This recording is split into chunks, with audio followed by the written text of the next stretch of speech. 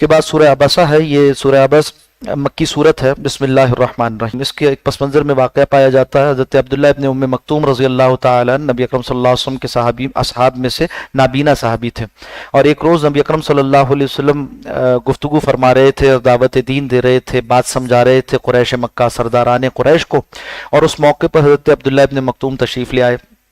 آ کر درمیان میں باتیں پوچھنے لگے، دین کی بابت پوچھنے لگے، اور چاہتے تھے کہ انہیں کوئی تعلیم دی جائے، تلقین کی جائے. تو نبی اکرم صلی اللہ علیہ وسلم کے لیے طبعاً یہ بات ناگواری کا باعث بنی کہ میں گفتگو میں مشغول ہوں، درمیان میں کوئی مداخلت کرے. اور یہ کہ قریش مکہ کو بات سنانے کا موقع ہے، یہ تو اپنے ساتھی ہیں، بعد میں بھی انہیں بتایا جا سکتا ہے.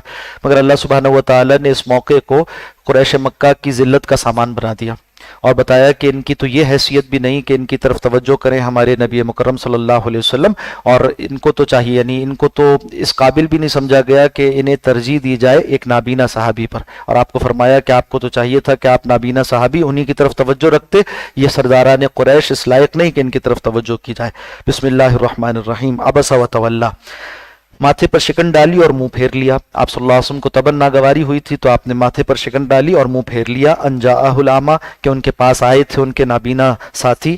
وما یدریک لعلہ یزکیٰ، کیا خبر آپ کو کہ ہو سکتا ہے ان کو فائدہ ہو جاتا آپ کی کہی ہوئی بات سے. یعنی حضرت عبداللہ ابن مکتوم وہ اس سے اپنا تزکیہ کرتے، آپ کی باتوں سے ان کا تزکیہ ہوتا. معلوم ہوا نبی کی بات، آپ کی صحبت وہ باعث تزکیہ ہوتی. صحبت سے آپ سے جو کچھ سیکھتے، آپ ان کی جانب متوجہ ہوتے، تو یہ ان کے لیے باعث تزکیہ ہو جاتا.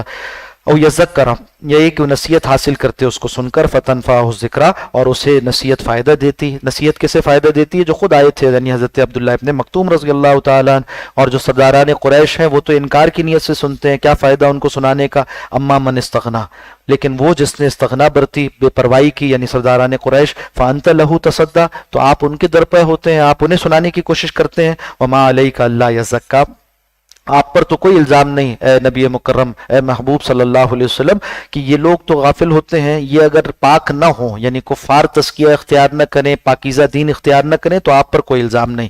وَأَمَّا مَنْ جَاءَكَ يَسْعَىٰ، ہاں وہ جو آپ کے پاس آتا ہے دوڑتے ہوئے، سعی کرتا ہے، آپ کے پاس آ کر سیکھنا چاہتا ہے، آپ کا مخلص ساتھی، وَهُوَ يَخْشَىٰ، اور وہ اللہ سے ڈرتا ہے، فَأَنْتَ عَنْهُ تَلَهَّىٰ، تو آپ اس سے غفلت کرتے ہیں. نہیں، آپ کو تو ان کی جانب توجہ کرنی چاہیے. کلا، ہرگز نہیں. انہا تذکرہ، یہ قرآن حکیم تو نصیحت ہے. فمن شاء ذکرہ، جو چاہے اس سے نصیحت حاصل کر لے. فی صحف مکرمہ، اور یہ ایسا محفوظ ہے جو قابل احترام صحیفوں میں رکھا گیا. مرفوعۃ، جو بلند و بالا جگہ پر ہیں. مطہرہ، اور پاکیزہ ہیں، یعنی لوح محفوظ میں اللہ نے اس قرآن کو محفوظ کیا. بِأَیْدِی سفرہ، ایسے لکھنے والوں کے ہاتھوں میں جو کرام بررہ، بہت ہی معزز نیکوکار، یعنی فرشتے ہیں. قتل الانسان، ہلاک کیا جائے انسان. ما اکفرہ، اس نے اس کی ناشکری کی، کس قدر ناشکرہ ہے یہ. من ای شیء خلقہ، کیا اس نے غور کیا کہ اللہ نے اسے کس چیز سے پیدا کیا. من نطفۃ، ایک نطفے سے. خلقہ فقدرہ، اس کو پیدا کیا اور اس کے لیے تقدیر متعین کر دی. ثم السبیل یسرہ، پھر اس کے لیے راستہ آسان کر دیا.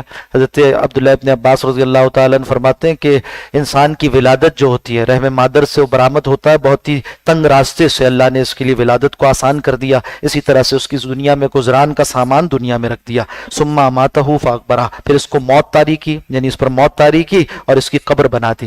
یعنی دنیا میں اس کے لیے ایک باعزت طریقہ بھی اس کی تدفین کا بنا دیا کہ کس طرح سے اسے مٹی میں دفنایا جائے گا.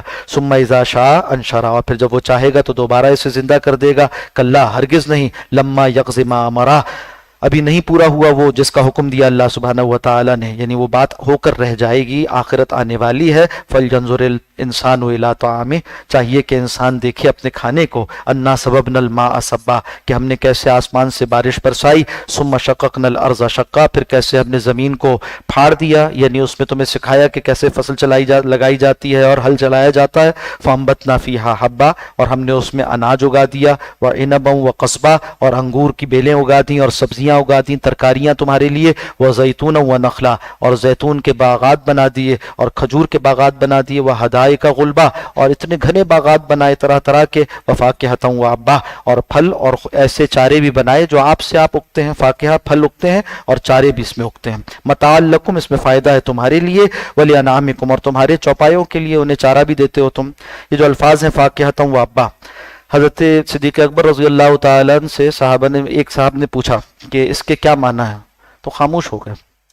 اور قرآن حکیم کے بارے میں جو حساسیت ہونی چاہیے، اس کی تفسیر کے بارے میں جو بندہ مومن کی حساسیت ہونی چاہیے، اس کی تلقین فرمائی اور فرمایا کہ ایو سمائن تذلنی و ایو ارض تقلنی ان قلت فی القرآن برائیہ، کون سا آسمان مجھے سایہ دے گا اور کون سی زمین مجھے اٹھائے گی اگر قرآن کے بارے میں اپنی رائے سے کچھ کہہ دوں۔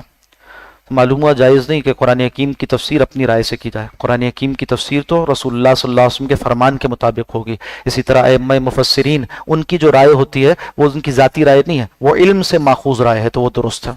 اسی طرح حدیث میں آیا فرمایا کہ اگر کسی نے قرآن میں اپنی رائے سے کچھ کہا، ان اصابہ فقد اخطا، اگر اس نے صحیح بھی کہا تب بھی غلط کہا، اس لیے کہ اس کو کہنا نہیں چاہیے تھا اپنی رائے سے۔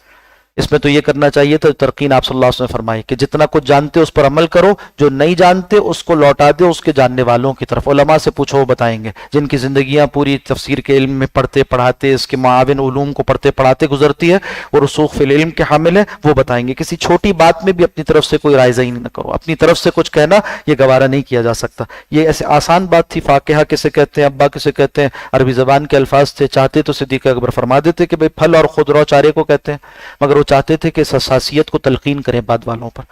اور بعض صحابہ اکرام عرصہ دراز تک ایک مسئلے پر خاموشی اختیار کرتے تھے جب تک اس بارے میں کوئی انہیں حدیث نہ مل جائے، آپ صلی اللہ علیہ وسلم کا فرمان نہ مل جائے تو اس وقت تک اس پر کوئی رائے قائم نہیں کرتے۔ اور اگر کسی رائے کا اظہار کیا ہوتا اور بعد میں حدیث سامنے آ جاتی تو اس سے رجوع کا اعلان کرتے تھے ممبر پر آ کر کے، ہم کل تک یہ بات کہتے تھے، فلاں نے یہ بات بتا دی، اب ایسی ہے، تو غلطی ہو جائے تو رجوع کرنا، یہ اہل علم کا وظیفہ ہے، ان کا طریقہ ہے۔ فیضا جات الصاخہ، اور جب آ جائے گی وہ ایسی آنے والی یعنی سخت آواز جو کہ بہرا کر دینے والی ہے کانوں کو، یوم یفر المرء من اخیہ، اس دن بھاگے گا آدمی اپنے بھائی سے، و امہ و ابی، اور اپنی ماں اور اپنے باپ سے، و صاحبتہ و بنی، اور اپنی بیوی اور اپنے بیٹے سے، لکل امرئ منہم یومئذ شأن یغنیہ، اس دن تو ہر شخص کا حال یہ ہوگا، اس کی خاص صفت یہ ہوگی کہ وہ دوسرے سے بے پرواہ ہوگا، ہر ایک سے دور جائے گا۔ وجوہ یومئذ مسفرہ، اس روز کئی چہرے دمکتے ہوئے ہوں گے، چمکنے والے ہوں گے، ضاحکۃ مستبشرہ، اور ہنسنے والے ہوں گے، حشاش بشاش ہوں گے، یعنی وہ مسکرا رہے ہوں گے اچھے اعمال کے نتیجے میں۔ وجوہ یومئذ علیہا غبرہ، اور دوسری جانب کئی چہرے ایسے ہوں گے جو غبار آلود ہوں گے، ترہقھا قطرہ، ان پر سیاہی چھائی ہوئی ہوگی، اولئک ھم الکفرۃ الفجرہ، یہی کافر و فاجر لوگ ہوں